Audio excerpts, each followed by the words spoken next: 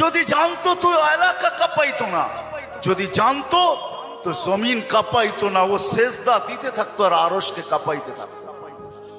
যুবকের সেজদায় আরশ কাঁপে, আরশ।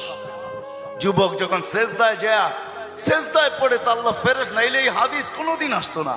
আল্লাহ ফেরেশতাকে বলে উনজুর ইলা শাব মাযা ইয়াফআল, যুবকের দিকে তাকাতো কি করে আল্লাহ জানেন।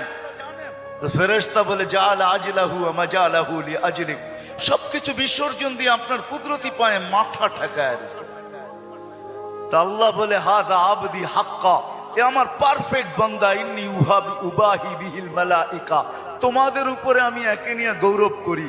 যখন সেজদায় চিৎকার দেয় সুবহানা রাব্বিয়াল আলা, আল্লাহ বলে সাব্বাহতানি সাব্বাহতুক, তুই আমাকে পবিত্র বললি, যাহ তুই পবিত্র, তোর গুনাহ মাফ, সেজদার থেকে উঠার আগে মাফ।